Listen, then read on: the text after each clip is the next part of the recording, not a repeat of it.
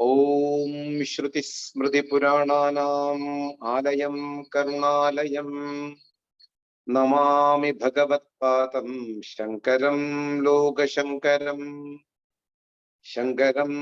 Shankaracharyam Keshavam Bhatarayanam Sutrabhashya Kritau Vande Bhagavandau Punah Punah Sada Shiva Samarambham Shankaracharya Madhyamam Asmatacharya Paryantam Vande Guru Paramparam Ishvaro Gururatmeti Murti Beta Vibhakine Vyomavat Vyapta Dehaya Dakshinamurtaye Namaha Gukaro Anthakaro Vai Rukarastan Nivartakaha Anthakara Nirodhitvad Gururitya Vidhiyate Om Sahana Bhavatu Sahanau Bhunaktu Sahaviryam Karavavahai Tejasvinavathi Tamastu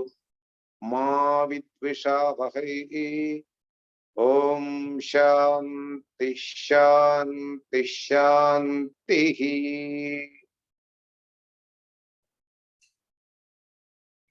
Bhaja Govindam Bhaja Govindam Govindam Bhaja Mutamate Samprapte Sannite Kale Nahi Nahi Rakshati Dukrin Karane.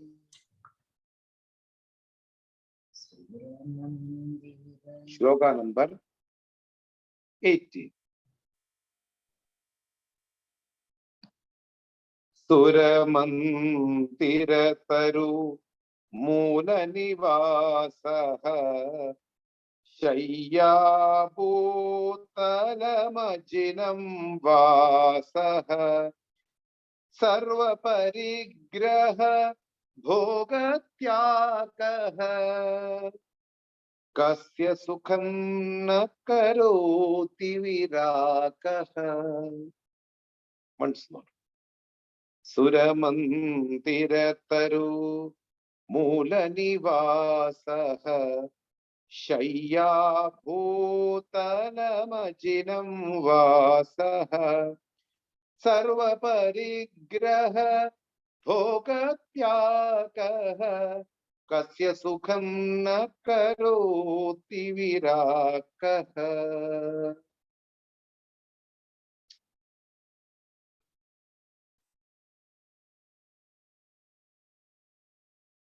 This shloka number 18 is pointing out the characteristics of an enlightened person. Definitely, discrimination and dispassion are the main indications of a jnani, mukta purushaha, a liberated individual. Of course, this Bhaja Govindam text is centered on discrimination as well as dispassion. Certain understanding towards this dualistic world and gaining the maturity to come out of this external world while leaving itself. This is called dispassion, which will be supported by discrimination. In Sanskrit, discrimination means vivekam. Seeing what is real and what is not real. Seeing what is right and what is wrong. This is called discrimination. Now, what is discrimination and what is the connection between, what is dispassion and what is the connection of the dispassion with the discrimination? Yes. The connection is, once you understand what is right and what is wrong, one should have the will to give up what is wrong. What is appropriate and what is inappropriate. This is called discrimination, we already explained.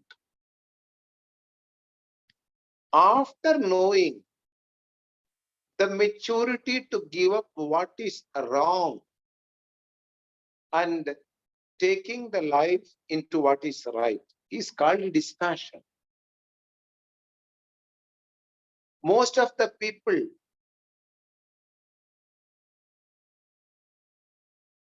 not having the discrimination, when they are mixed together, the right and wrong. In the Brahma Sutra Bhashya, Adi Shankara starts like this: Satya nrute mithuni kritya naisargigaha ayam loka vyavahara. The truth and untruth having mixed each other together, this empirical activities continues, goes on in an individual. Naisargigaha. It is normal. You need not to correct or you need not to point out it is wrong. Naisargigam.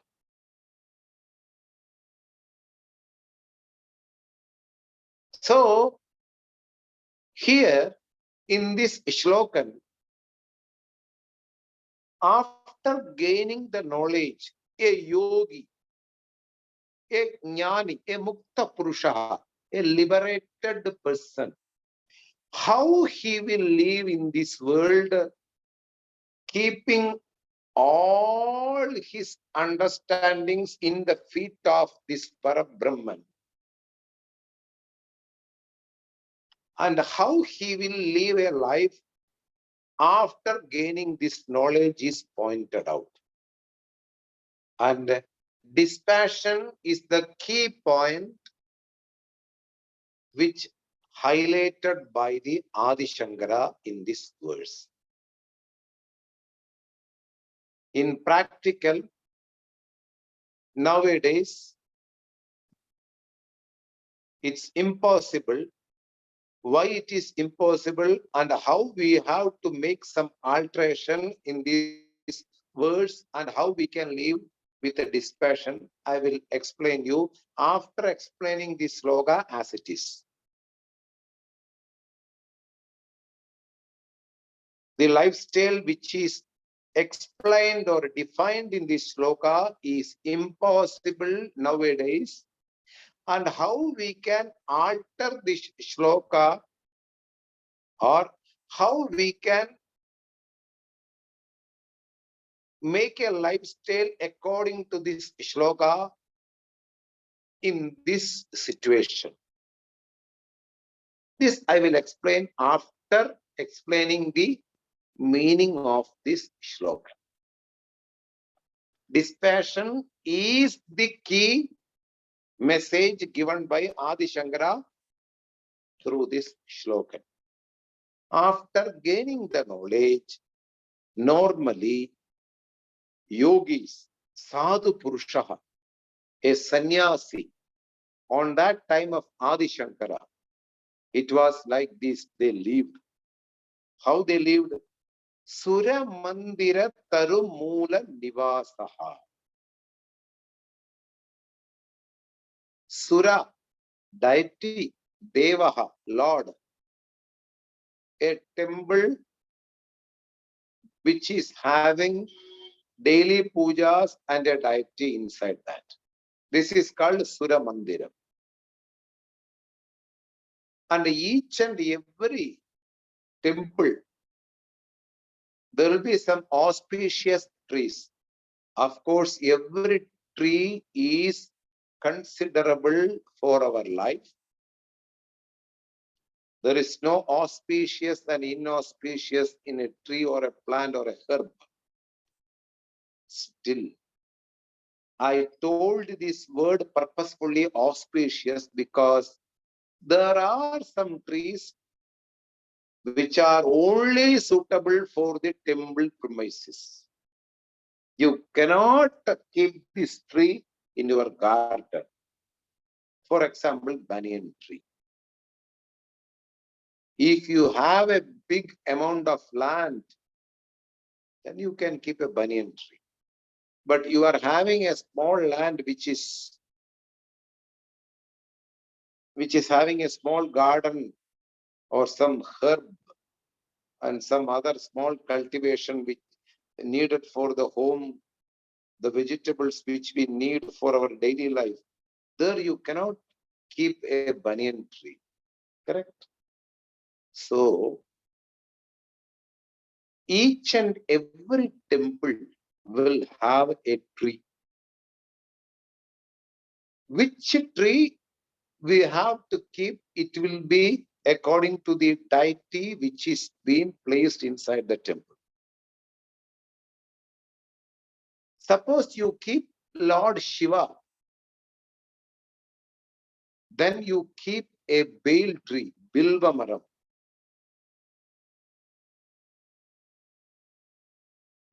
Or a mango tree. Mango is considered as Shivalingam. That's why Amram, Ekamreshwara. In Kanchipuram, there is a temple called Ekamreshwara temple. Of course, all the temple in general will have banyan trees. I told the speciality of the banyan tree because the amount of oxygen it exhales, it brings outside for the welfare of the world and people, it's tremendous. You cannot count how much amount of oxygen it brings out after taking our carbon dioxide. That's why banyan tree is a general tree which is being kept in the temple premises. And there is a belief one should go 7 rounds around the banyan tree for certain neutralization of my papa or to fulfill my desire. It's okay. It's a belief. In practical, you get more and more oxygen and your thinking will be proper when you stay more under the banyan tree. Fine. Let it be. Here, Sura Mandira Taru Mula Nivasaha. An enlightened person, after gaining this knowledge, and he is not at all having the desire to have a married life and progeny and to live a household life, because once the egg is broken and the chick is out, it is unfit to go again inside the shell. Similarly, after gaining this knowledge, a person will be unfit to have some relationships and to live a household life, because that maturity has shackled all his likes and dislikes towards this external world, people, relationships, bondages, everything. Now he knows I am Brahman and the world is also Brahman. The body is nothing but a superimposition on this Brahman. The important which I have given for this body is not at all right now available. I am having my Parabrahma Swarupam, which is not perishable, which didn't have the birth, which will not also have the death. That eternal consciousness I am. That knowledge make the person to give up the body consciousness. In the top level of consciousness regarding Brahman, you will be unaware of your body consciousness. Then the season will not get affected. Why? You are not having the conscious of you are having a body, because the focus towards this Nama Rupa Rahita Brahma, which is not an enjoyer, which is not an agent of action. Aham akarta, abhokta. I am not having any other thing in my life. The body is only for the people who are around me. I am Parabrahman. That consciousness being there at the higher level, that person will not be considering his body as a survival machinery. Even he don't feel to feed, even he don't take care of that, because he already given up the notion of this external body.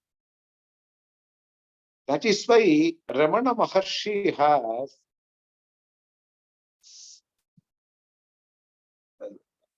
having a meditation for a length of 8 months without having the notion of body. At last, a Sheshadri Swamigal saw him and took him from that cave or inside from the Arunachaleshwara temple, and he was being treated because one of his thighs are being eaten by insects and everything. It's a big wound and everything. But he was not having any notion regarding this body. Similarly, we have proofs in our scriptures and Puranas. The author of Ramayana, Valmiki, who has sat down and forgetting his body, the body notion is not at all having, and at last, even without a movement of the body, he was just like a log of a piece of wood. Slowly, the termites made a mound all along his body, and people can't see him. We have seen in our epic Ramayana at the beginning how this sage got the name Vatmiki.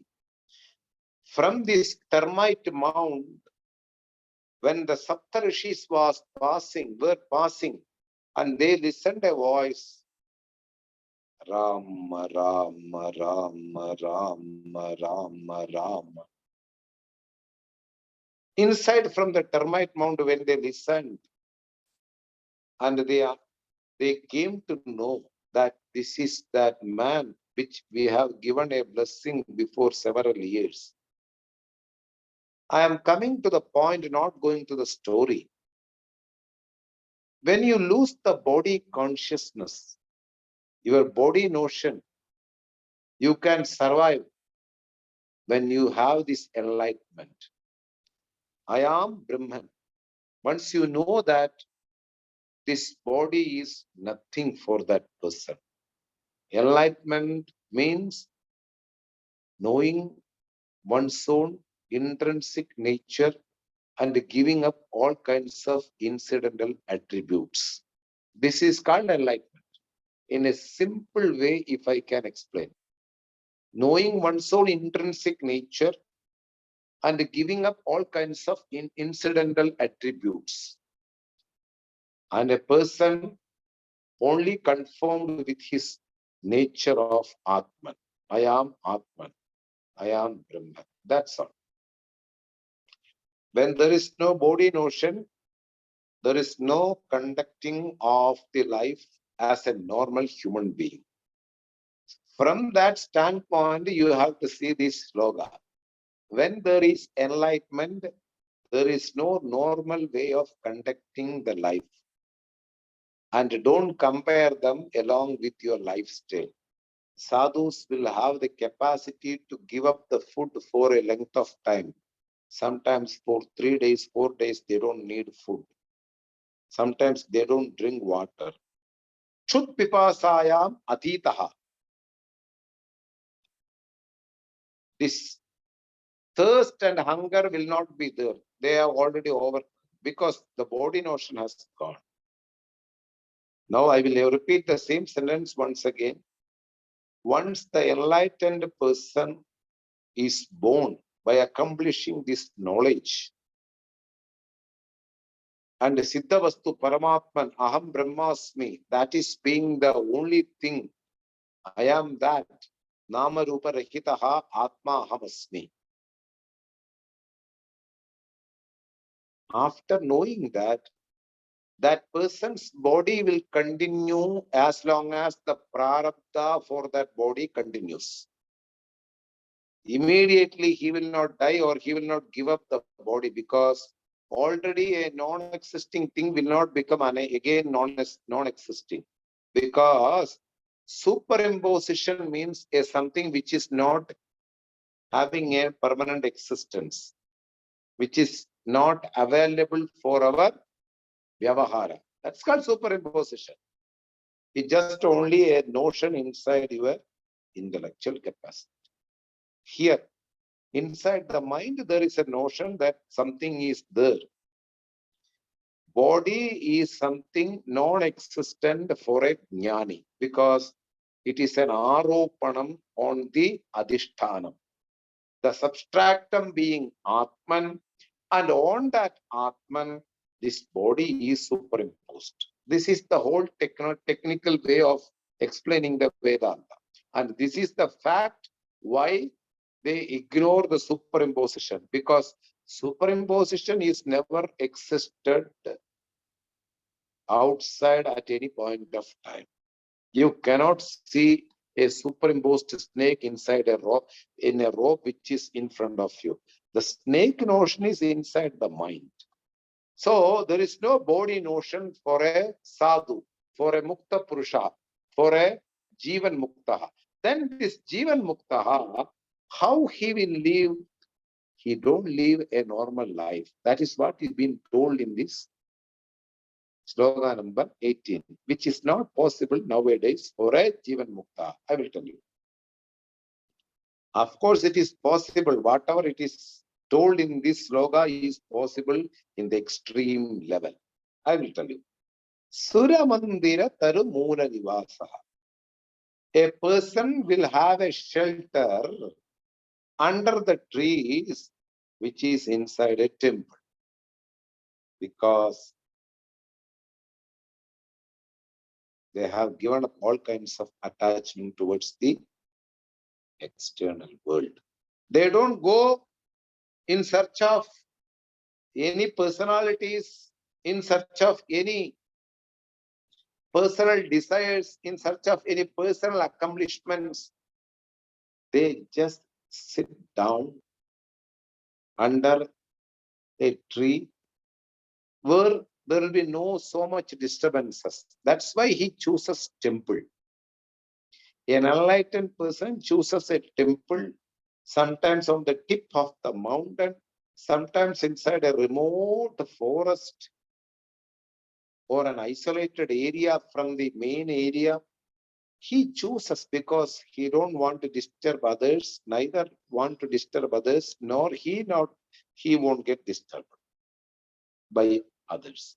That is why he chooses a place where there are normal activities are less. So temple is a place where people used to come to worship the deities and will go back. They don't stay there, because all are householders and they have their own work and lifestyles. So just they comes and goes. And he is not having any room or any place along with the deity. He's just sitting under the tree, having some meditation, maybe, or opening the eyes, even though he don't focus on any external things, because Jnani can close the eyes or open the eyes. Don't count them, whether they are opened or whether they are closed. Never mind. They are focusing only in the Parabrahman. Even they are open the mind, open the eyes. Because there is no secondary thing for them to achieve or to meditate or to be accomplished. Only Atman, inside and outside. Bahya Abhyantaraha Atma Eva. So whether the eyes are opened of a Jnani, still the person will be only having the desire, that only having the thought that I am Atman. That doesn't mean that he will not do any empirical activities. Yes, daily routines he will do as long as this body continues.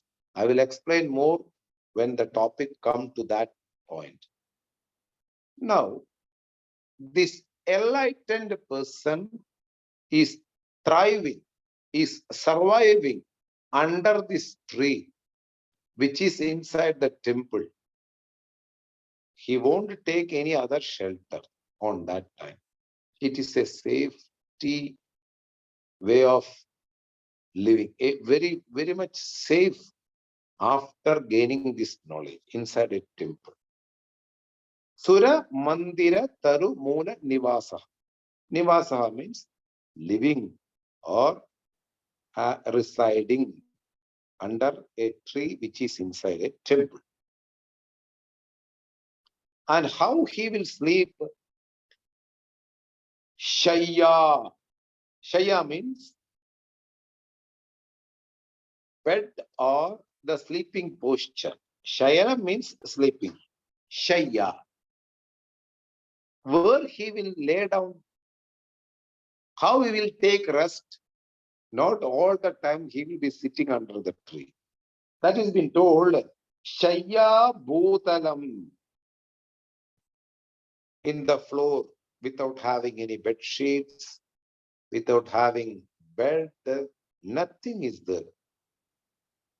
In the floor, naked floor, without having any protection, he will just lay down, because body notion has gone.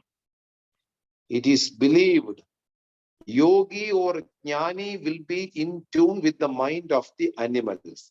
So that normally the animals, when they see the yogi or jnani, they don't feel a threat and say they will not attack them.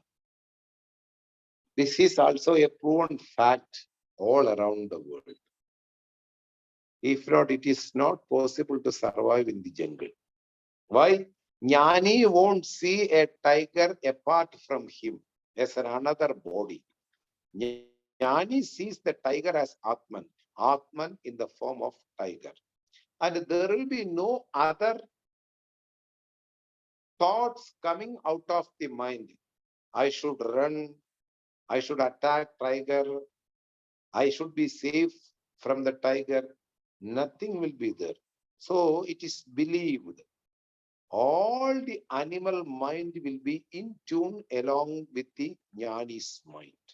So there will be no attack or threat from the animals, including the insects, because Shaya Shayanam, Bhutala Shayanam is not possible.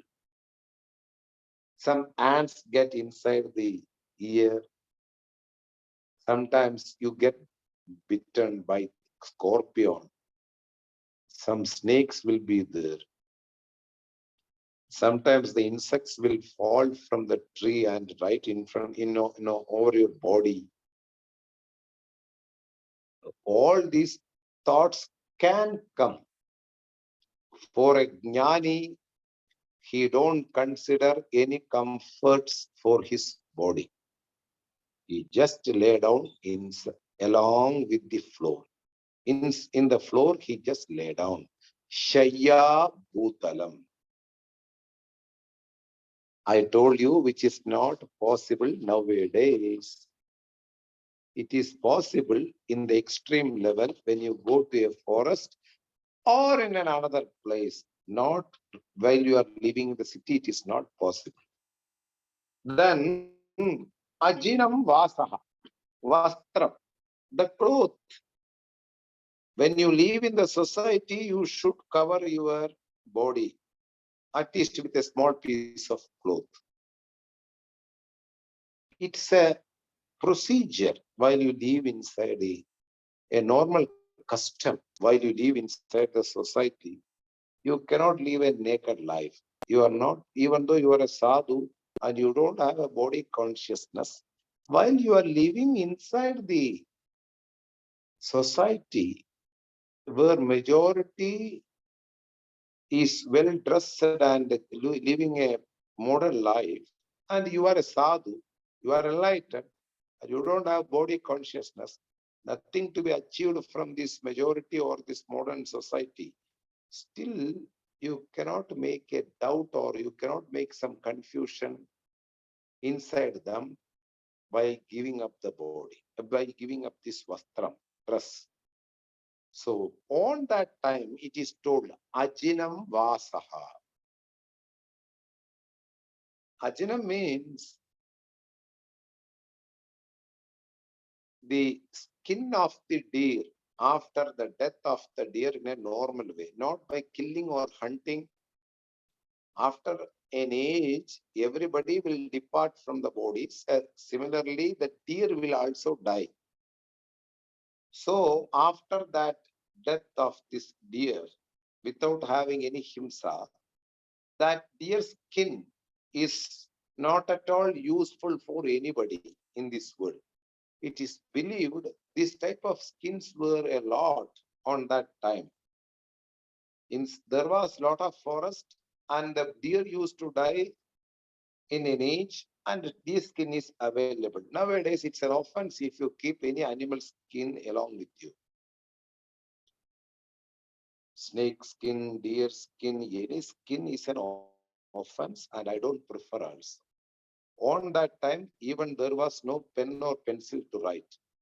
There was no proper dress also for few society or few tribes or etc. etc. So sadhus, they want to live with the minimum comfort and least disturbances towards the society. So they don't ask somebody to give some clothes for them. They used to wear deer skin in a small way of wearing clothing. Ajinam, deer skin. Nowadays, if you hunt a deer or you keep a deer skin or the horn of a deer, it is an offensible act. You will be taken by the Department of Forest or any police and they will put you in jail. Whether you are a sadhu or a grihastha, whatever it may be, that's why I told you lifestyle is not possible nowadays. But I want to explain. On that time, in order to sit in the meditation, they put this skin below the floor. And it has some energy, they say. When the animal die in a normal way, after getting aged or due to some diseases and at last it dies, that skin is probably taken by the sadhus. They don't kill, they don't hunt animals for the special features they want in their life. Nowadays, people used to hunt. If you go to Kenya, there are hotels which are running big forest as their part of their tourism. In that forest, lions are available, elephants are available, rhinos are available, deers are available, crocodiles are available. You just give the money to hunt or shoot. And it is the government has given a legal permission to kill that animals, which is a cruelty towards the animal world. A mother and a calf, elephant, if they are eating the grass, and one of the human being got an idea to put a bullet on the head of the mother elephant or calf, how the other will survive? And what is the point of making it by killing something? But people enjoy all these abnormal activities in their life. There are games related to animals, as we know that. There are sacrifices of animals in the name of Lord, especially in temples, of course in the mosques, of course in the churches. God will not give any blessings after sacrificing any animal. It's a bluff. It's an uncultured idea, and it's an unprecedented action of killing an animal in order to get blessings from the Lord. It's a wrong idea. You won't get any blessings by killing an animal. Of course, you have to take care of more and more inferior living beings in this world. For that purpose only, Lord has sent you as a normal human being. Don't become an abnormal human being by doing all these actions. Now come to the point of the shloka. Ajinam.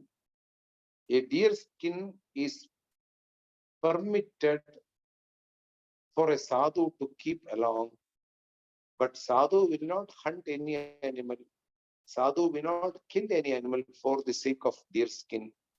Sadhu, while living in the forest, some deers will die in an ordinary manner after having aged, or diseases, whatever it may be in the old age time.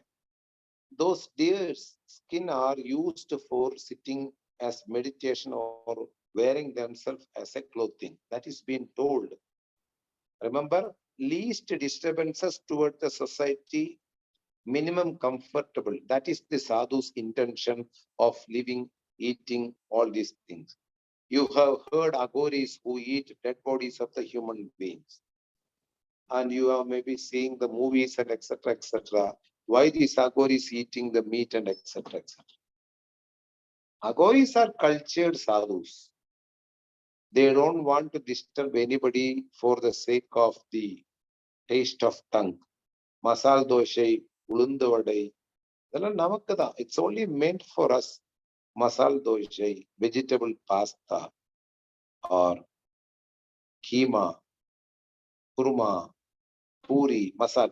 Because of the taste of the tongue, we make different dishes and eat. Agoris, they have mastered their mind, they have mastered the senses.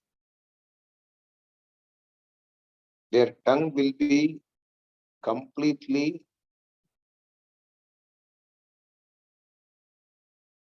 away from all kinds of worldly taste. And they want to eat something for the survival of the body. That which is not used by the human beings, somebody's dead body, which is a waste for others. That's why we keep the dead body in a proper procedure, and we will burn the body. Funeral. So, in the Kashi, Varanasi, along with the Ganges, you will have the final rituals of a dead body. When the dead body is 80% completely burnt, they will throw away to the Ganges. And some of the parts of meat is already like barbecue, which is not eaten by anybody in this world, unless the dogs of Varanasi. So these sadhus, akhoris, are not interested to eat what is being cultured through agriculture, grains, etc., etc. They don't prefer anything because their taste has gone. They eat something in order to make survey of the body. So what is not being preferred by the human beings, what is called waste by the human beings, that is being enjoyed or eaten by them. That's all. They are not behind dead bodies to eat. They have mastered their tongue. They can eat anything. They are centered on this glorious culture, which is shown through the scriptures called Vedas. So, mastering all the senses, their tongue is ready to accept anything which will be suitable to digest for the survival of the body. That's why Akhoris. So, this enlightened person is also having all kind of disciplined senses. He mastered the mind, he mastered the senses, they are under control. So he just wear, for the sake of living inside a society, a small piece of clothing which is a deer skin. Fine. If not a small piece of cowpeenam, whatever it may be. That is called ajinam vasaha. Then the third line, sarva parigraha bhoga tyagaha. Dispassion is a supplementary for happiness. The more you have dispassion, the more you are happy. The less you have bondage towards this world, the more you have happiness. The less you consider the relationships in this empirical world, the more you are happy. Whether it is material happiness or spiritual happiness, if you are completely a dispassionate, the more happiness you can achieve in your life. When you are freed from liquor, you don't drink any kind of liquor. Alcoholic consumption is not there. You will not have any kinds of disturbances for the mind or body or senses, which will come for a person who after consuming this alcohol or liquor. We know that. And he is very much attached. He is addicted to liquor. We know that. How much troubles he used to create in his day-to-day life. So, a tightened bondage towards this alcohol or drinking or liquor will bring a lot of unhappiness in their life. We have seen in our general life. There are people who had married 3 women. There are people who has 4 or 5 girlfriends. Do you think they are happy because of these bondages are many? No. The more you have bondages in this world, more you are disturbed in this world. You are away from yourself. You are always disturbed from this world. More you concentrate on the other's life because of attachment, like daughter's life, son's life, wife's life, uncle's life, grandfather's life, the more you get disturbed. Everybody life is centered on their own prarabdha. You cannot change them. You cannot control them. You cannot make even an alteration for others' life. But most of the people, especially parents, are behind daughter's life, are behind son's life because of their attachment. This is my son. This is my daughter. The more you have bondages towards this external world, more you are subject to become unhappy and more subject to pain in your life. More you practice vairagya, dispassion towards this world, more the person will be happy. And how can I practice vairagya?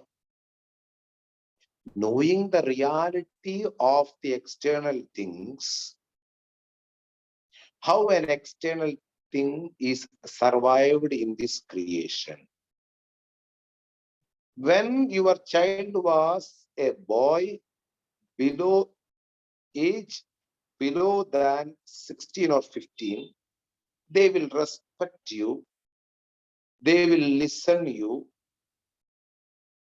they will follow whatever you have given them as words or lifestyle.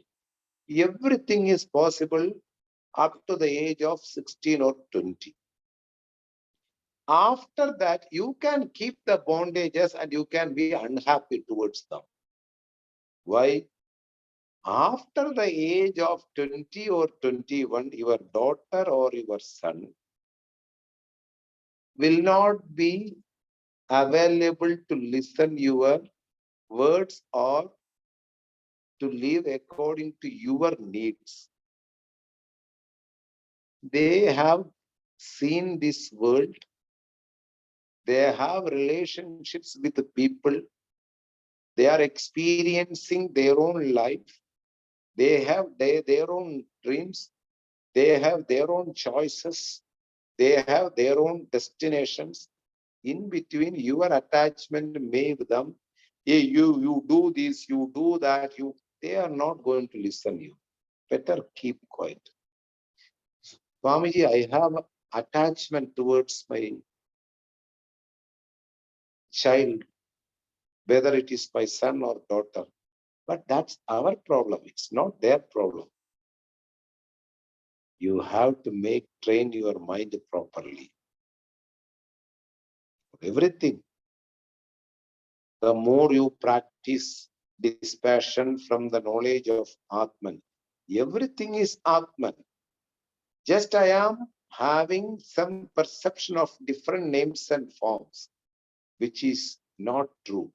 Even my child, even my son or daughter is a form of Lord, and that body has their own prarabdha. My prarabdha is over after guiding them to a right path. And now they have to move and they have to grow. So, more attachments towards the world, more unhappiness. More you practice dispassion towards everything, we call them, they are flexible. They can adjust with anybody. They will fit in any situation because they don't have any bondages. They don't have any attachments towards anything in the world. Even in terms of food, in terms of clothes, in terms of lot of things,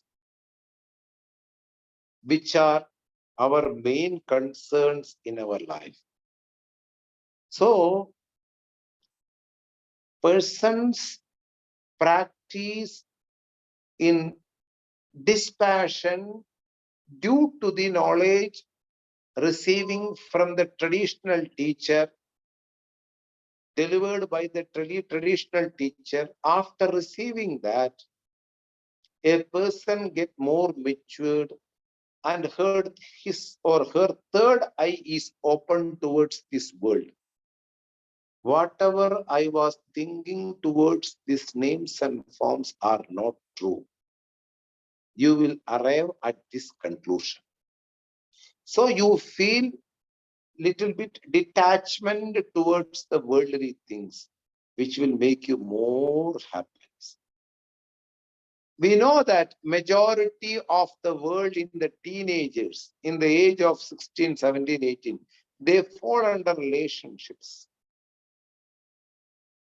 Even people who are listening this topic of Bhaja Govindam, few people will have this experience of falling in love with somebody in their life, in the old, in the primary stage of the life.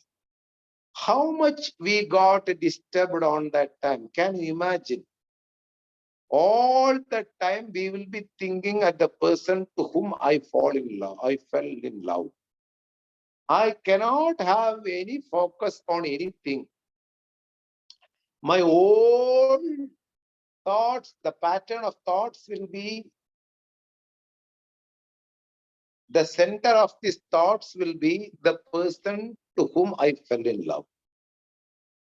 This is called disturbance. It seems to be happy. It seems to be attractive because all the movies promote the love. All the movies promote the attachment towards the partner. Everything, the world is along with this, but we should know in reality, any type of attachment towards this world is a problem. That is why Lord Krishna told in Bhagavad Gita, Padma Patram Iva Ambasa, a dewdrop which is settled in a lotus leaf. A dewdrop seems to be settled in a lotus leaf. Really speaking, dewdrop have any attachment towards this lotus leaf. If you turn this lotus leaf, the whole dewdrop will fall in the ground. There is no attachment. It's not like a gum. That is why Sri Krishna told, without expecting the results towards the action or from the word, you do your actions, you do your karma. That will make you more mature. Raise your kids. Don't keep any expectation. You give whatever you can give. You advise them what is right and wrong. But don't keep expectation from anybody. World is not bound to make you happy. My Guruji always says, release the world and people from your mind so that you can be happy. Release your kids, release your partner, release whatever they want to do, let they do. Tan vinay tannai chudum. If they have done something wrong, they are going to burn themselves. Why you want to burn them? Why you want to control them? Nobody cannot be controlled by your capacity. It is a, it's not it's not the context of your life. It's not the subject matter of your life.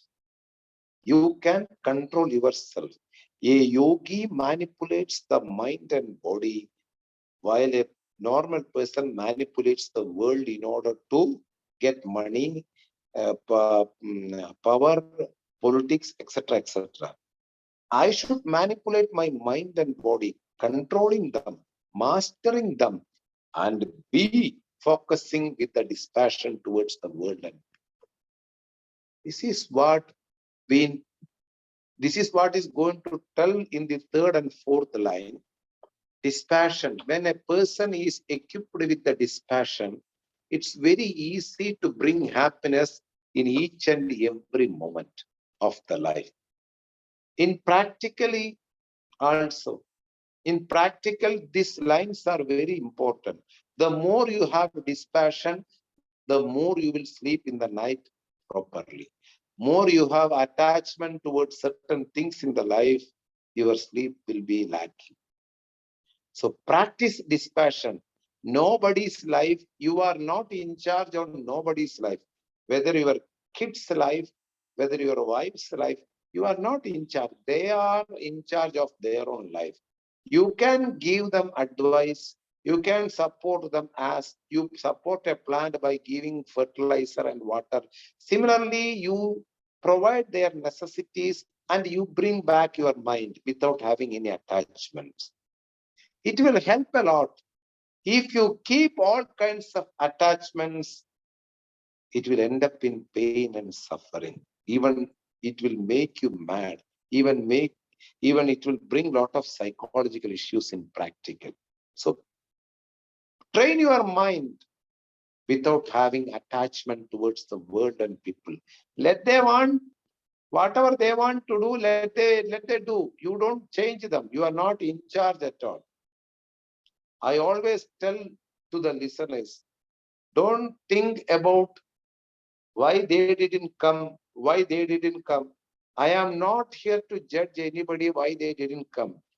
If one person is there to listen Vedanta, I will tell the truth and I am ready to take the session.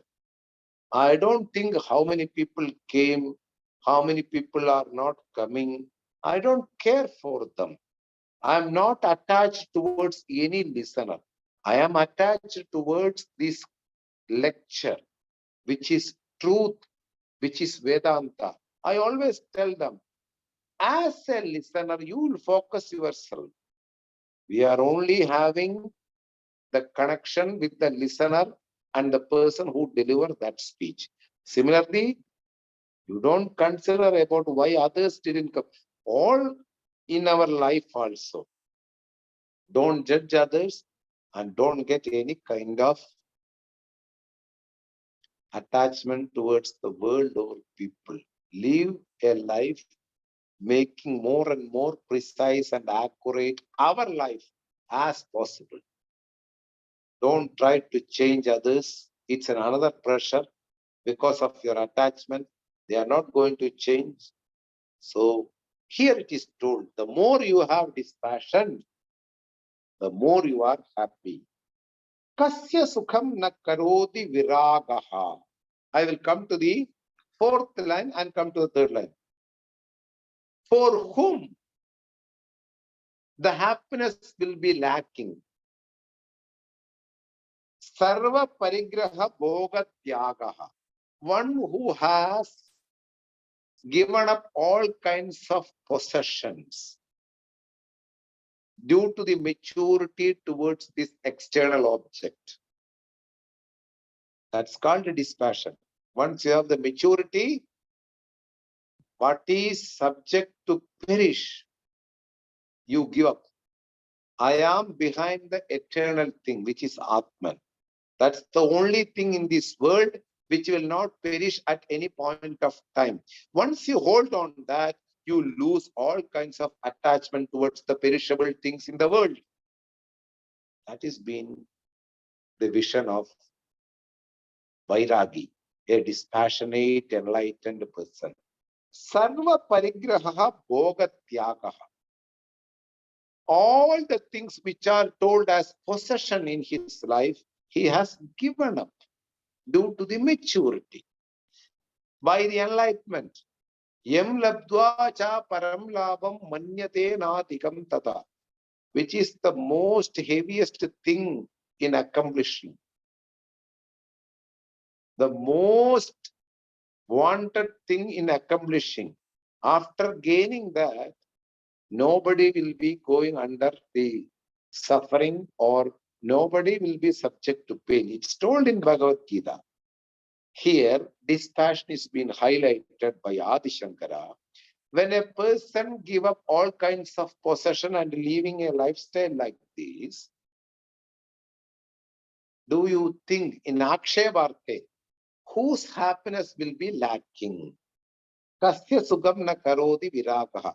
This type of performing this non-attachment will bring more and more happiness.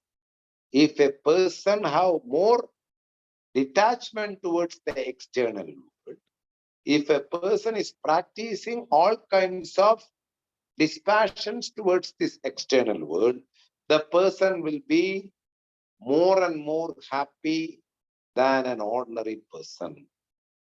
Now I will give one or two sentences and we'll go to the next sloka if the time is there. If not, next session.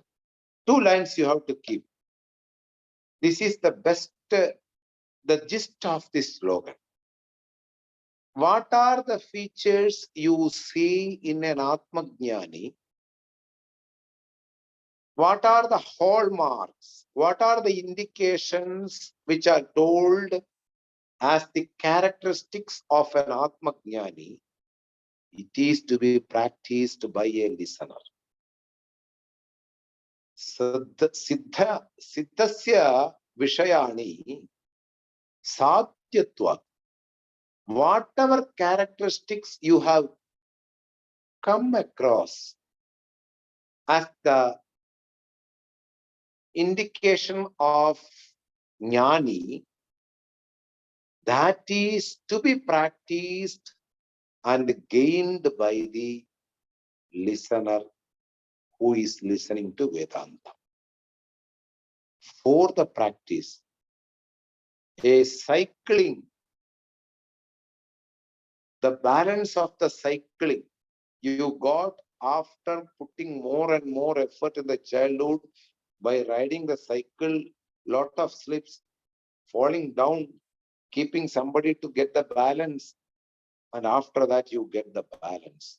A jnani is a person who got the balance to survive in this world.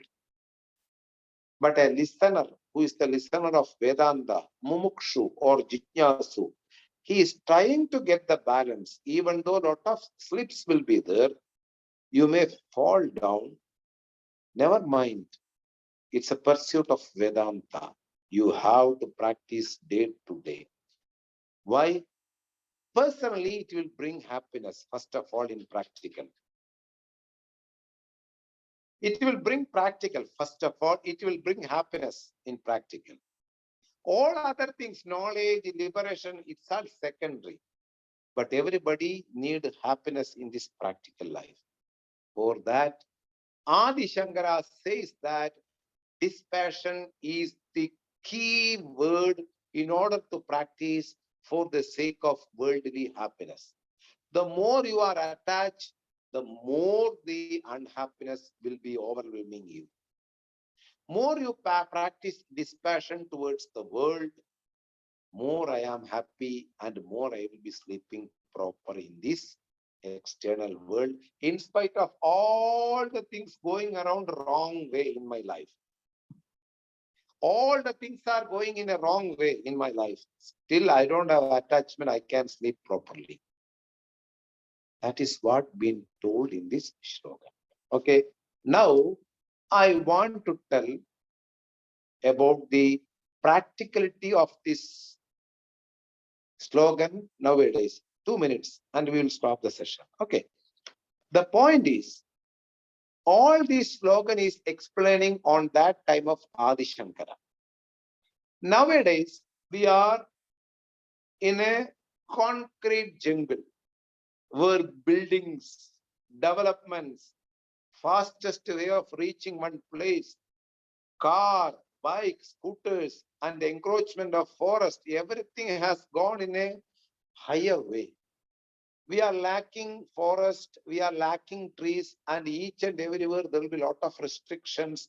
A sadhu or a person who is unknown cannot go inside the temple and cannot sleep. You know, Palani, for seeing Muruga, you can go 6 o'clock till 9 o'clock. After 9 o'clock, they will close the Adivaram door. You cannot go to the temple top. Then morning only they will open. But in the olden days, all sadhus were sleeping on the mountain, on the top along with Muruga. Even I have slept one. But nowadays it is not possible due to robbers, due to the theft going around this temple. So it is the situation all around the world. So it's not possible to sleep under a tree inside a temple. It's not possible. If you want to practice liberation, enlightenment, be under a traditional teacher and study properly and live a life which is more away from the ordinary people.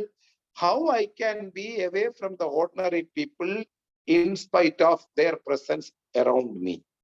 I will talk to you in the next session. Om Purnamada Purnamidam Purnat Purnamudachyate Purnasya Purnamataya Purnamevavashishyate. Om Shanti Shanti Shanti. Hari Om Shri Gurubhyo Namaha. Hari Om. Thank you, all of you. See you in the next session.